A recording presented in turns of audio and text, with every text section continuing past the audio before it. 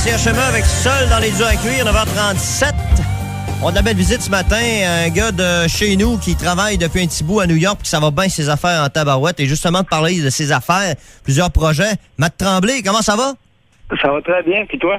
Très bien, merci. Mathieu, tu m'as contacté via Facebook cette semaine pour m'annoncer plusieurs petits projets qui s'en viennent pour le Québec et entre autres pour Montréal. Tu vas avoir un truc aussi pour le Saguenay. Puis évidemment, tu vas venir nous voir aux Escoumins bientôt, j'imagine? C'est ça. Tout ça, ça s'en vient dans les 2 prochains mois. En fin de semaine prochaine, je serai à Montréal. J'enseigne une convention de danse. Question de passer par chez nous tous les apprentissages, puis toutes les belles choses qui me sont arrivées ici depuis les 5 dernières années, puis de rapporter ça pour les gens de chez nous qui n'ont peut-être pas la chance de savoir à quel point ça peut être magique. Et là, tu vas parler évidemment de comment on devient danseur professionnel, finalement. Ben, oui, danseur professionnel, mais il y a aussi tout le côté, je peux dire, spirituel de la vie, dans le sens, qu'est-ce qu'on peut toujours faire pour avancer où est-ce qu'on veut aller. Dans le sens que moi, j'ai fait un programme de formation ici qui appelait l'Elite Team. Finalement, c'est l'équipe d'élite de danse. Ça a été fait par Lisette Bustamante, qui est la madame derrière Britney Spears, Justin Timberlake. C'est une grosse madame. OK. Elle avait plusieurs notions de vie, dans le sens que quand vient le temps d'une audition, par exemple, elle dit tout ce que tu peux avoir préparé, ton CV, ton linge, ta mentalité. Elle dit prépare tout ce que tu peux, parce que tout ce qui va rester après ça, c'est les petites choses que tu peux pas te préparer. Donc, tu as beaucoup plus de chances de succès, puis tu vas avoir beaucoup aussi une façon meilleure d'approcher la chose. Fait que c'est vraiment juste des concepts de ça qu'au travers de moi, l'industrie, puis de tout le monde qui sont là-dedans depuis aussi longtemps, m'ont montré que je pense que finalement, c'est fantastique.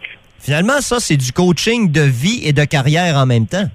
C'est ça. C'est sûr que moi, je vais passer cette information-là au travers d'un cours de danse, dans le sens que, au milieu de mon cours de danse, après d'expliquer la chorégraphie, ben, je vais passer mes anecdotes, je vais passer mes petits conseils, puis les solutions du comment, du pourquoi, et comment aussi avancer, puis aussi qu'est-ce qui arrive à plusieurs personnes qui fait qu'ils reculent. Tu sais, le but, c'est finalement encore de passer toute l'information qui, moi, m'ont permis d'avancer. Là, Matt, t'es conscient que cette convention-là à Montréal, c'est un peu loin de chez nous. Je sais pas si les gens vont se déplacer vraiment. T'as quelque chose quand même de prévu au Saguenay bientôt aussi, là? Oui, ben je vais faire l'Académie de danse du Saguenay qui m'a entraîné, la belle lurette, quand j'ai commencé. Je m'en viens faire leur camp d'été pour les 2 premières semaines de juillet. Ce qui veut dire que moi, en étant dans la région, je passe pas à côté de n'importe quelle opportunité. Je vais ouvrir des cours pendant la fin de semaine au Saguenay pour tous les gens de cette région-là. Puis je vais monter aux Escoumins, puis on va ouvrir des cours au public aussi pour tout le monde du secteur baisse ou tout le monde qui va à la Côte-Nord pour venir danser. Il va y avoir un spectacle, il va y avoir des jeunes de la région qui vont être inclus. On parle d'une fin de semaine d'art et de plaisir. Ben oui, c'est sûr et certain. Et du côté de la danse comme telle ici, là, tu vas accepter combien de personnes dans ces cours de danse-là? As-tu une idée comment ça va fonctionner? Là, tu m'as dit que c'était en juillet. Oui, bien, c'est sûr que c'est dur de dire combien de personnes que je vais accepter. Mon but, c'est de le faire avec le plus de personnes possible. Fait que ça va être des gros cours qui vont être ouverts. Je suis en train de parler à plusieurs organisateurs pour faire ça dans une grande salle. Fait qu'il ne devrait pas avoir de problème si le village au complet veut venir. Ah, OK, bon. Tu veux réserver un gymnase ou quelque chose du genre pour vraiment avoir le maximum de personnes? C'est en plein ça qu'on est en train de négocier. OK. Mais ça, évidemment, on pourra s'en reparler parce que ce sera au mois de juillet. Oui, c'est ça. Matt, ben oui, hein, j'avais une question pour toi au sujet de la danse comme telle versus les garçons.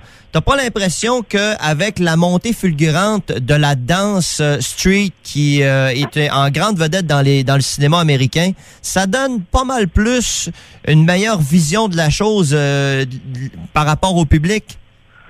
Ça change complètement la vision que la plupart des gens ont, sauf que je pense que ça change le fait que il y a beaucoup de préjugés qui sont faits parce que la danse street, c'est bien, mais la plupart des danseurs professionnels, je te dirais pas la plupart, 90% des danseurs professionnels, il faut qu'on soit entraîné en ballet, en jazz, en tous les petits styles qui sont pas toujours aussi masculins. Mais c'est sûr que on a fait un grand progrès, puis que ce qu'on voit aujourd'hui, la danse en général est beaucoup plus acceptée dans n'importe quel domaine. Puis je pense pas que la danse était aussi forte n'importe où.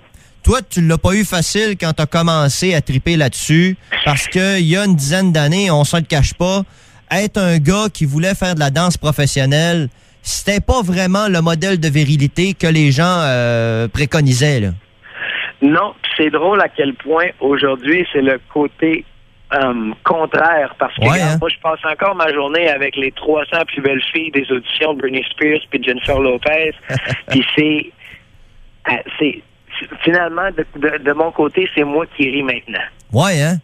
Oui, c'est sûr que dans le temps, c'était pas facile, puis moi, je trouve que c'est comme n'importe quelle passion. Il y a beaucoup de personnes qui comprennent pas qu'est-ce qu'est une passion, que ça soit la danse, que ça soit l'ébénisterie, que ça soit quelque chose. Quand t'as quelque chose en dedans de toi qui te pousse, puis il y a personne, puis il y a du monde alentour de toi qui connaissent pas ça dans leur vie, c'est sûr que ce qu'on connaît pas puis qu'on se comprend pas, on n'est pas toujours confortable avec ça. Est-ce que quand tu fais des interventions comme à Montréal qui s'en vient, tu parles aussi d'intimidation? Oui, parce que l'intimidation, moi, dans mon temps, quand j'ai grandi puis que ça m'arrivait à moi, il y avait aucune ressource, puis il y avait aucun média, il y avait rien dans ce temps-là comme il y a aujourd'hui. C'était pas aussi gros, c'était pas aussi dans le sens connu. Ouais, il n'y avait pas de ressources non plus. Non, il n'y avait aucune ressource. Puis nous autres, l'intimidation, on en parle dans les cours de danse, dans le sens que au lieu de se comparer aux autres, puis au lieu de se soucier qu'est-ce que les autres à faire, faut essayer, mais si c'est ce qu'ils nous disent, faut essayer de se trouver soi-même, puis pas seulement de l'accepter, mais de le montrer puis d'en être fier. Puis je te parle en tant que soi-même, c'est côté style de danse, quand on fait des choix de mouvement, quand on fait des choix de musique, les choses sont là, faut les accepter, c'est comme n'importe quoi. Là, tantôt, tu nous parlais de Britney Spears et compagnie. Moi, je veux savoir, y a-tu des grosses affaires qui s'en viennent pour toi, là, internationalement ou même peut-être à New York? Y a-tu Broadway, exemple? As-tu quelque chose qui s'en vient de big, là? Récemment, là, 6 semaines, j'ai été signé par la plus grosse agence de représentation d'artistes des États-Unis. J'ai passé au travers de leurs auditions. Il y avait 1600 personnes là cette journée-là, puis je me suis rendu jusqu'au top 10. Hey, bravo, hein? Merci. Fait que depuis cette journée-là, la première semaine que j'étais avec eux autres, j'ai signé pour danser avec Nicki Minaj, que j'ai fait à Times Square.